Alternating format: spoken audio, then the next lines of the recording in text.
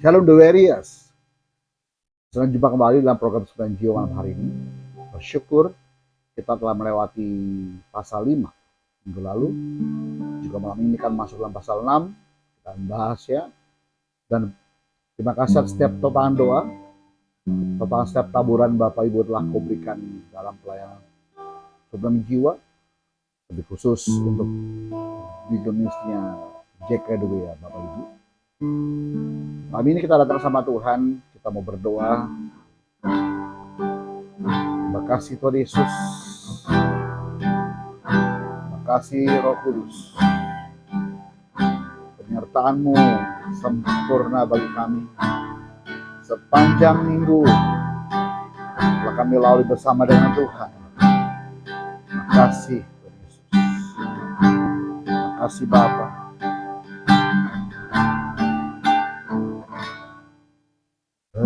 Penasehat di hidupku, penghibur bagi jiwaku, ya Roh Kudus penolongku di tubuh jiwa dan rohku. Penasehat di hidupku, penghibur bagi jiwaku, ya Roh Kudus penolongku di tubuh jiwa dan rohku.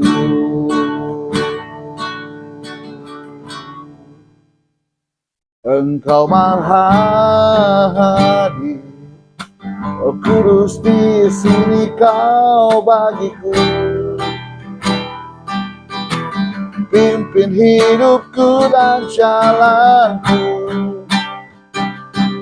kuasa-Mu hidupkan jiwaku.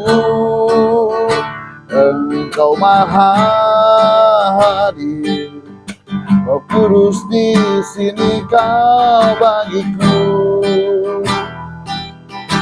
Naungi hidupku dan jalanku, kuasa-Mu terjadi bagiku.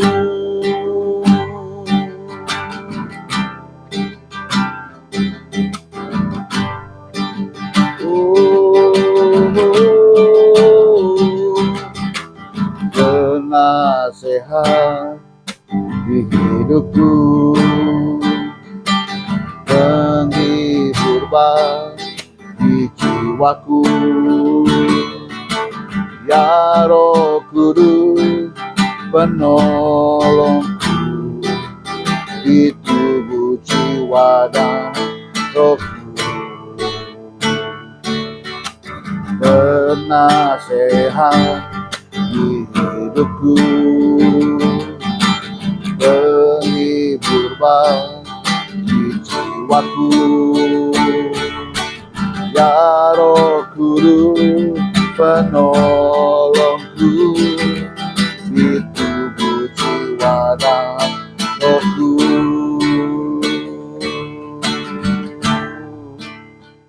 Engkau Maha Hadir, Roh Kudus di sini kau bagiku.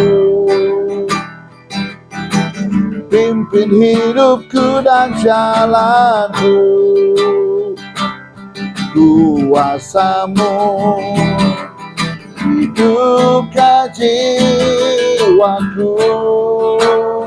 Engkau Maha Hadir, Roh Kudus di sini kau bagiku. Naungi hidupku dan jalanku, kuasa-Mu terjadi bagiku. Engkau Maha Hadir, Roh Kudus di sini kau bagiku. pimpin hidupku dan jalanku. Kuasa-Mu hidupkan jiwaku. Engkau Maha hadir, Oh Kudus, di sini Kau bagiku. Naungi hidupku dan jalanku. Kuasa-Mu terjadi bagiku.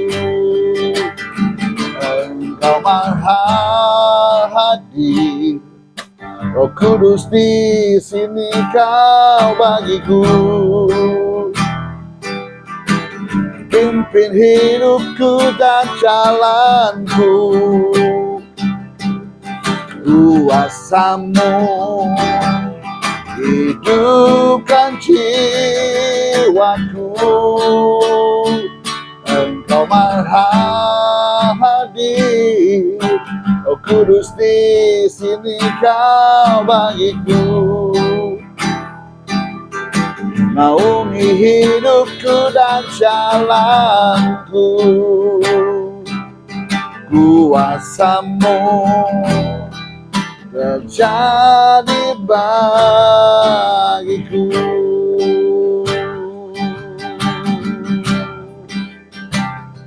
Oh hadir bagiku Tuhan, Roh-Mu yang kudus menaungiku, menghidupkan jiwaku. Oh, menuntun langkahku pada kehendak Bapa. Terima kasih,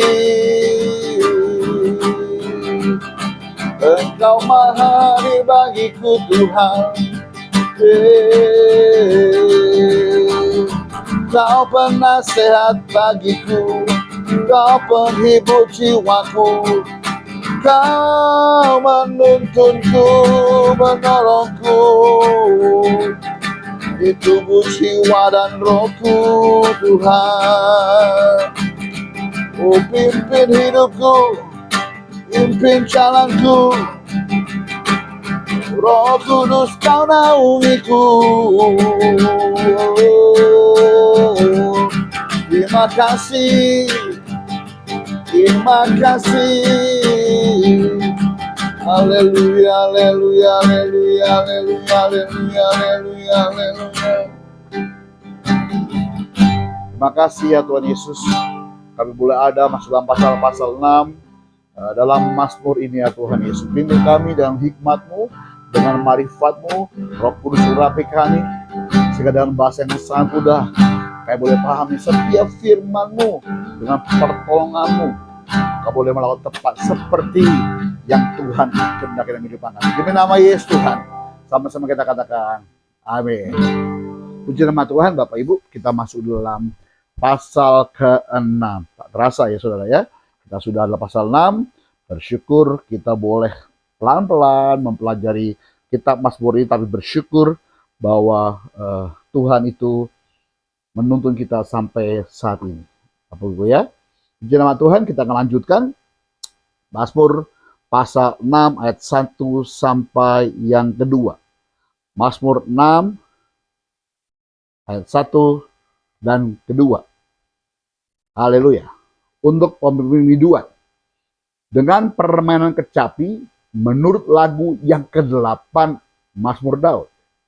Ya Tuhan, janganlah menghukum aku dalam murka-Mu, dan janganlah menghajar aku dalam kepanasan amarah-Mu. Di sini ada beberapa kalimat yang saya mau garis bawahi Bapak Ibu. Yang pertama, untuk pembimbingan. Jadi Mazmur ini ketika Daud dalam pergumulan dia berdoa, lalu dia membuat syair, dia membuat narasi, dia membuat teks Bapak Ibu ya, untuk pembimbingan. Jadi Mazmur ini dinyanyikan saudara. Ya, dilafalkan dengan permainan musik, makanya katakan dengan permainan kecapi. Jadi permainan kecapi ini saya mau gambarkan adalah sebuah alat musik seperti gitar ini yang dimainkan ya menurut lagu yang ke-8 Mazmur Daud, saudara. Sebelum kita membahas tentang apa itu yang ke-8, kalau kita boleh bandingkan dengan versi bahasa Indonesia masa kini, ya, Mazmur pasal 6, 1-2, demikian firman Tuhan, untuk pemimpin kor. Jadi pemimpin biduan, pemimpin kor dalam ibadah, kalau mau saya kata malam hari ini adalah, bisa jadi itu gereja saudara yang berada dalam karismatik Pentakosta sebagai pujian, sebagai worship leader, sudah, sebagai song leader, ya, sebagai imam musik, menyanyikan Mazmur ini, ya, menurut lagu yang ke-8. Untuk pemimpin kor dengan permainan kecapi, menurut lagu yang ke-8 Mazmur Daud, Tuhan, janganlah menghajar aku dalam kemarahanmu, jangan menghukum aku dalam kegusaranmu. Jadi lebih jelas lagi, kepada pembiduan, yaitu pemimpin kor, pemimpin ibadah, liturgos, Bapak Ibu ya, lalu song leader, ataupun worship leader, ataupun MC dalam sebuah ibadah. Dikatakan isi hatinya Daud dalam doa kesusahan, pergumulan adalah, jangan menghajar aku dalam kemarahanmu, jangan menghukum aku dalam kegusaranmu. Tapi kita mau lihat dalam versi Alkitab yang terbuka, saya dapati ada kalimat yang menurut Bapak Ibu mungkin lebih lebih menolong untuk memahami apa itu lagu 8, saudara. Ya, kepada pemimpin pujian. Tadi pemimpin biduan, pemimpin kor, pada pemimpin pujian. Berarti saya bilang tadi, sebagai pemimpin pujian dalam sebuah ibadah, itu liturgos, pemimpin song leader, ya, worship leader, saudara, dengan kecapi menurut Sheminith, nyanyian Daud.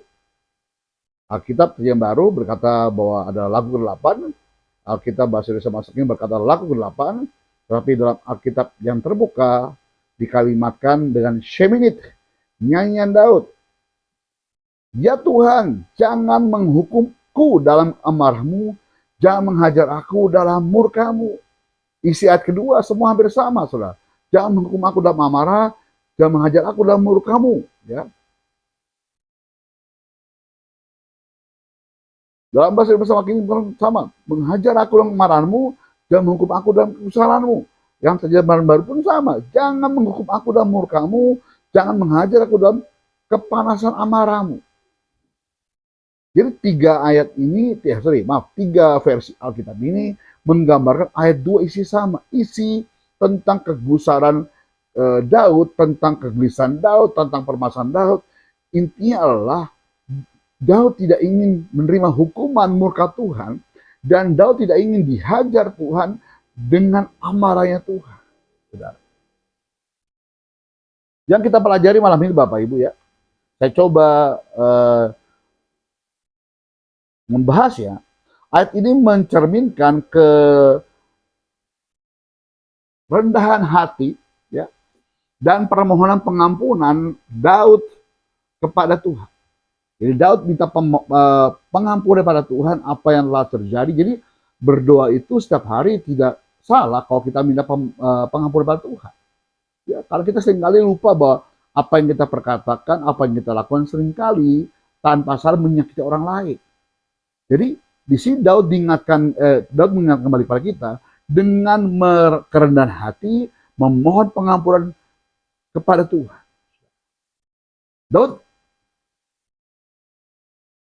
merayu Tuhan, ya, kalau bos saya bilang sama saya, sedang merayu kepada Yahweh Elohim Adonai, ya, agar Tuhan tidak menghukumnya.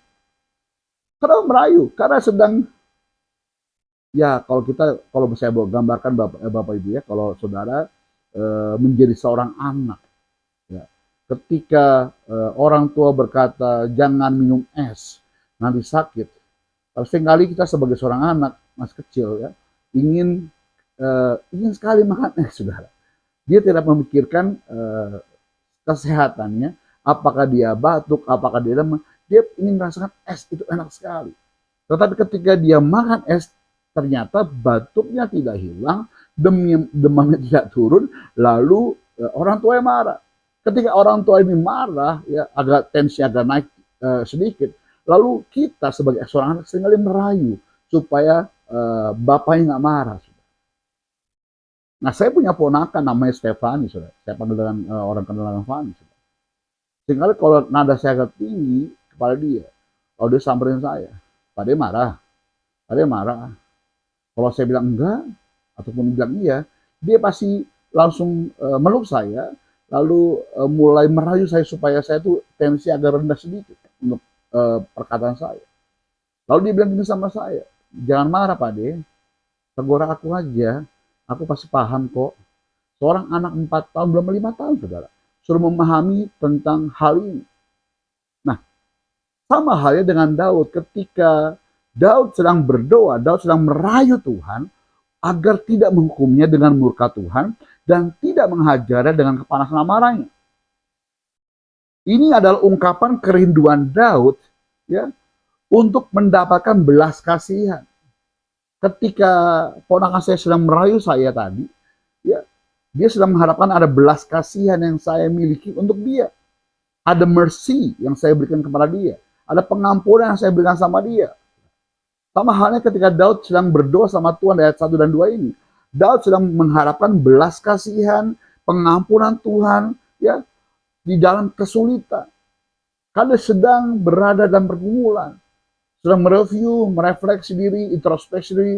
Jangan-jangan ada kesalahan yang tidak dia sadari, ya, yang dia kerjakan, yang dia lakukan. Mungkin ada perkataan yang tidak menyenangkan kepada orang lain, sehingga dia merasa bahwa kesalahan itu mendatangkan masalah besar bagi Daud.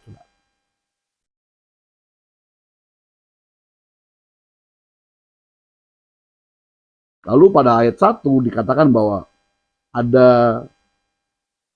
kalimat yang ke-8. Ternyata mengacu pada jenis atau gaya musik tertentu yang digunakan dalam penyampaian lagu tersebut. Jadi mungkin genrenya. Ada genre yang agak slow, ya, agak rock, metal, hip hop, ya, mungkin fusion dan sebagainya. Ini mah saya ngerti dikit-dikit lah. Ada ngejazz ya, ada bossas dan sebagainya, saudara. Dalam konteks Mazmur ini penggunaan yang ke-8 itu menunjuk pada karakteristik musik. Nah, berarti kan genre yang saya bilang di awal tadi, atau irama tertentu yang akan digunakan ketika Mazmur ini dinyatakan atau dimainkan, saudara. Ketika dalam masalah seringkali kita nggak mungkin kalau kita pengen merasakan suatu hal, menyampaikan suatu hal kepada Tuhan, ya pergumulan kita. Jarang saya dapatnya ada lagu musik ngebeat ya yang speednya cepat ya untuk menyampaikan isi hati kepada Tuhan tentang pergumulan kita. Biasanya lagu-lagu sukacita mendatangkan itu untuk membuat kita sukacita, mengenaikan pujian, pengakuan pada Tuhan. Tapi seringkali lagu-lagu yang kita ingin curhat sama Tuhan, biasanya genrenya agak slow, saudara. Berikut nyanyi tadi sebelum ibadah ini, sebelum program ini mulai, Bapak. Engkau maha hadir. Biasanya seperti itu beatnya. Lebih slow, ya. Kita sedang mengagungkan, kita sedang menyatakan kerinduan kita sama Tuhan. Itu beatnya lebih slow, nggak speednya nggak cepat beatnya, saudara. Itu bisa menjadi petunjuk untuk penyanyi atau musisi tentang bagaimana cara melibatkan permainan kecapi pada ayat ini, ya, ataupun aspek musik lainnya di dalam ibadah yang akan dilakukan. Beberapa ahli tafsir berpendapat bahwa istilah ini menunjuk kepada suatu jenis melodi atau nada tertentu yang harus digunakan saat menampilkan Mazmur ini. Jadi seringkali kalau saya sebagai pemain pujian, Bapak Ibu, saya mulai mencari lagu-lagu yang ada benang emasnya, dan tidak mungkinlah lagu penyembahan ketika saya memberikan persembahan kepada Tuhan. Tidak mungkin lagu beat yang cepat pujiannya saya naikkan untuk penyembahan pada Tuhan. Tentunya kita harus tahu lagu, melodi, kalimat, syair yang ingin kita ungkapkan sama Tuhan. Jadi mulai ngerti tentang jenis-jenis melodinya. Ya. Namun pemahaman dari frase yang ke-8 ini seringkali masih merupakan subjek interpretasi dalam penentuan lebih lanjut, penelitian lebih lanjut Bapak Ibu. Tapi kalau saya dapati dalam Alkitab yang terbuka tadi, ada kalimat sheminit. Nah, apa itu sheminit Bapak Ibu? Sheminit saya dapati merupakan istilah yang merujuk pada jenis alat musik. Nah, dikatakan kecapi tadi, ya, seperti harpa kecil, gitar, alat musik senar, itu sheminit ya, Bapak Ibu ya. Tapi Alkitab terjemah baru mengatakan bahwa itu kecapi. Mazmur 6 ayat 1 dengan kecapi menurut sheminit mengindikasikan penggunaan alat musik dalam pengiringan atau pelaksanaan nyanyian Daud. Jadi ketika Daud mengangkat doa sama Tuhan, dia menggunakan alat musik berbentuk senar, ya dikatakan bahwa itu sheminit, itu kecapi, saudara. Sekarang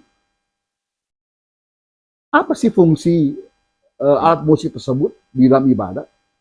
Penggunaan alat musik termasuk sheminit atau kecapi dalam ibadah dan memiliki beberapa tujuan.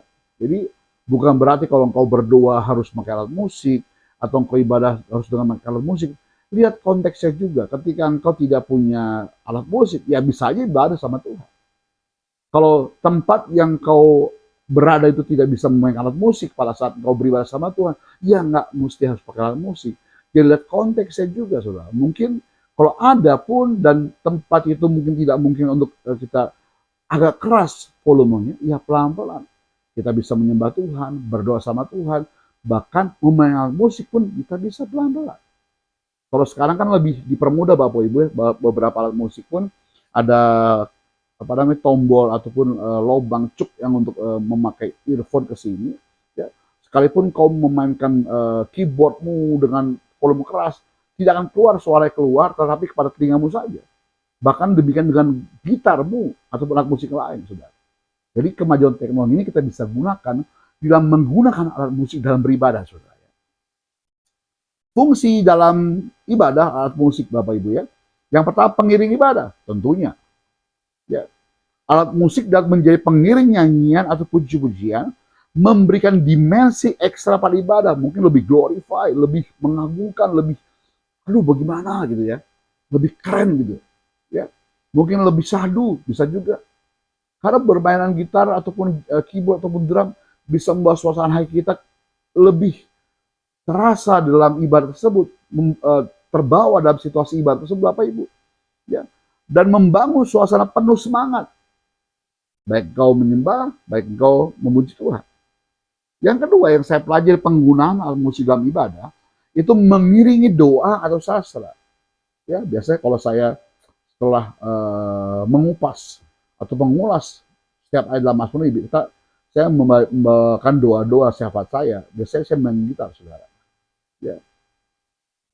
Musik dapat menemani bacaan sastra atau doa, menciptakan atmosfer yang mendukung untuk merefleksi dan kontemplasi ketika kita berdoa ataupun kita beribadah sama Tuhan. Yang ketiga yang saya pelajari, fungsi dalam ibadah membawa alat musik, makanya alat musik adalah ekspresi rohani kita. Kita bisa lihat kita sedang syahdu, sedih, menangis, sukacita, bersorak-sorai sama-sama Tuhan. Itu tergambar dari ekspresimu ketika engkau menaikkan doamu, bahkan menyanyikan pujianmu, atau menyanyikan doamu dengan ekspresimu dengan alat musik, Bapak Ibu. Ya. Alat musik dapat menjadi ekspresi ekstra dari perasaan rohani, ya, memungkinkan para jemaat untuk meresapi makna spiritual melalui harmoni dan melodi. Yang keempat, tujuan fungsi dari alat musik dalam ibadah, menghubungkan emosi dan rohani. Tentunya kau berdoa pasti dengan emosi. Ya. Kau ingin sekali doamu didengar Tuhan. Ingin sekali Tuhan menolong saudara ketika engkau berdoa sama Tuhan. Ingin sekali engkau mengagungkan Tuhan dengan ekspresimu. Kalau dalam PL kita membawa dupa, wangi-wangi untuk Tuhan, mur, kemenyan. Tapi saat ini kita membawakan hidup kita dengan pujian kita menjadi dupa yang hendak Tuhan. Menjadi wangi-wangian bagi Tuhan. Jadi musik memiliki kekuatan untuk menyentuh emosi dan merangsang pengalaman rohani, saudara. Menciptakan ikatan antara individu dengan aspek spiritualnya. Pribadi kita dengan spiritual kita kepada Tuhan. Yang kelima, fungsi alat musik dalam ibadah memperdalam konsentrasi. Ya, sehingga kita bisa lebih merasa terkoneksi. Sekalipun nggak alat musik pun bisa terkoneksi sama Tuhan. Ada konsentrasi sama Tuhan. Tetapi biasanya dengan setiap beat lagu, setiap nada itu lebih membawa emosi kita dikonsentrasi pada doa kita sama Tuhan. Ya. Penggunaan alat musik dengan bijak dapat membantu menciptakan fokus dan konsentrasi dalam ibadah, membantu orang lebih baik terhubung dengan pesan rohani. Penting untuk catat bahwa penggunaan alat musik dalam ibadah bervariasi sesuai dengan tradisi keagamaan. Kalau di karismatik Pentakosta dengan full band, kalau dengan gereja-gereja mainstream kayak Protestan, GPIB, GKI, mungkin dengan single keyboard, piano, orgel, dan sebagainya Bapak Ibu ya. Tidak menjadi sebuah standar. Mungkin juga karismatik Pentakosta pun di beberapa daerah terpencil tidak bisa full band, hanya gitar atau kahon. Silakan saja. Untuk dengan kecek-kecek pun silakan, saudara. Ya, bukan menjadi sebuah standar, harus memiliki, wajib memiliki, saudara ya. Jadi sesuai dengan tradisi keagamaan dan kearifan lokal yang ada. Ya, kalau Bapak Ibu di daerah Sulawesi Utara dengan kolintang, kalau orang di daerah jauh dengan ukulele ataupun dengan gamelan, silakan saudara. Ya. Beberapa gereja atau kelompok agama memiliki norma dan praktik tertentu terkait penggunaan alat musik dalam konteks ibadah. Jadi alat musik tersebut pun sesuai, kita bisa gunakan sesuai dengan konteks kearifan lokal, saudara. Nah, apa yang kita bisa pelajari dari ayat di atas dengan dua tadi, Bapak Ibu? Yang pertama, kita mempelajari tentang kerendahan hati. Daud menunjukkan sikap yang rendah hati dengan memohon agar Tuhan tidak menghukumnya dan tidak menghajarnya dengan murkanya. Ini mengajarkan pentingnya kerendahan hati dalam menghadap Tuhan. Jadi kalau engkau mau datang sama Tuhan, bukan dengan amarahmu, tapi kau datang sama Tuhan dengan kerendahan hatimu, karena engkau butuh Tuhan. Yang kedua yang kita bisa pelajari malam ini, ternyata kepercayaan pada belas kasihan Tuhan itu tergambar dari doa Daud sama Tuhan. Daud menggambarkan kepercayaan pada belas kasihan Tuhan, memohon agar Tuhan tidak bertindak sesuai amarahnya, sedang merayu Tuhan supaya tensi Tuhan itu lebih rendah, amarah Tuhan lebih rendah, akan kataan murka lebih rendah lagi, saudara. Tetapi memberikan pengampunan dan belas kasihan kepada Daud. Yang ketiga, yang kita bisa pelajari dari ayat 1 dan 2 ini, hubungan pribadi dengan Tuhan. Seringkali orang Kristen hanya menjadikan Kristen itu sebagai agama, tanpa menjadikan Tuhan, Kristus, sebagai Tuhan dalam hidupannya. Bahkan banyak tindakan kita tidak melibatkan Tuhan. Bahkan tidak mencerminkan Kristusmu di dalam agama Kristenmu, sudah. Ini bahaya sekali. Karena nggak ada hubungan, nggak ada bonding yang kuat, hubungan pribadi yang kuat dengan Tuhan. Saya dapati ya di orang dekat saya. Wah, kalau doa makan, kalau doa mau tidur, waduh panjang mintamu, saudara.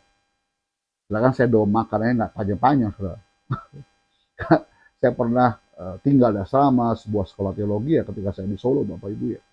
Kehidupan kami di asrama teologi itu bukan seperti orang berpikir bahwa itu semua rohani, pokoknya semua kayak nabi. Enggak, saudara. Kami banyak anak-anak dari daerah. Ya. Kalau tinggal selama itu, kami bersyukur kalau punya uang lebih untuk makan. Ya.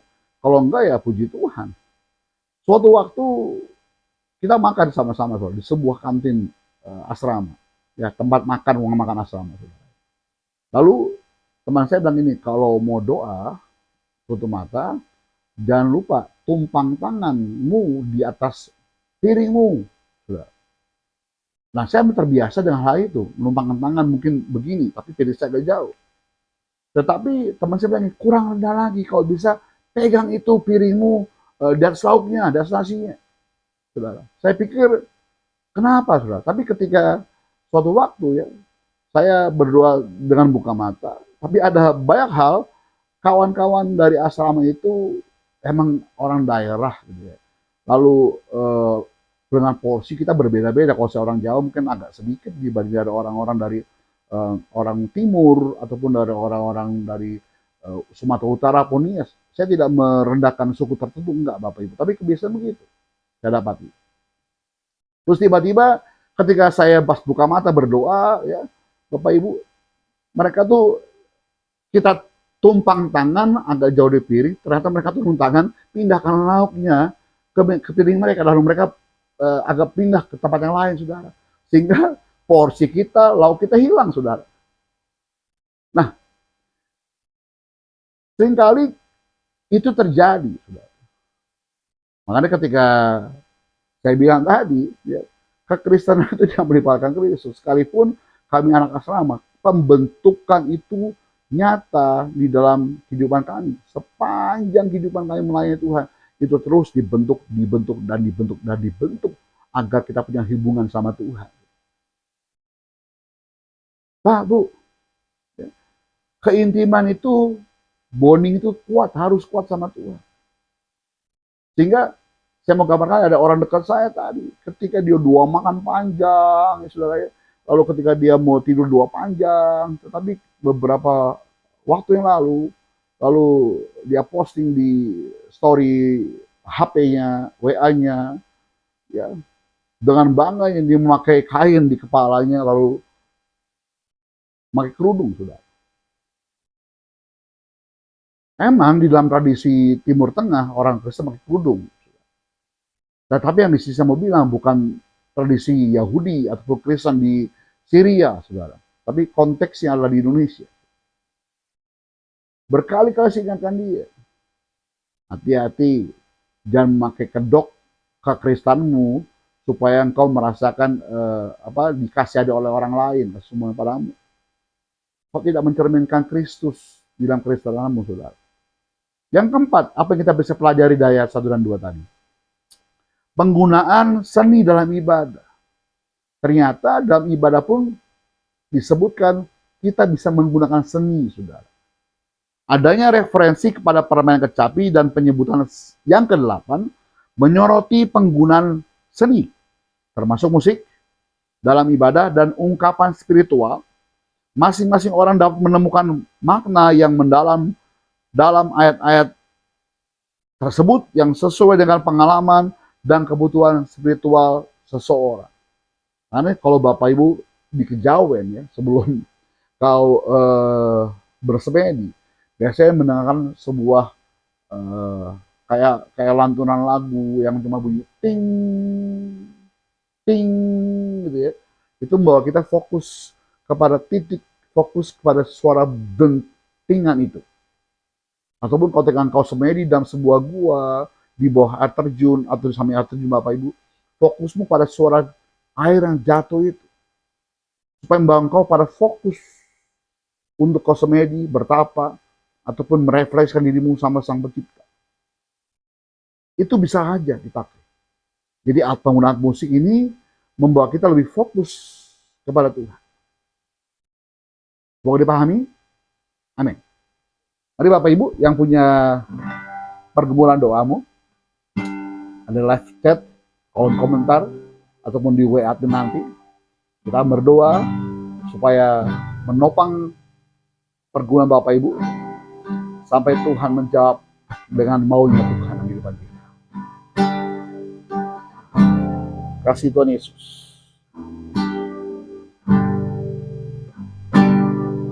Haleluya. Maha Hadir. Oh Kudus, di sini Kau bagiku. Pimpin hidupku dan jalanku. Kuasa-Mu hidupkan jiwaku. Engkau Maha Hadir. Oh Kudus, di sini Kau bagiku.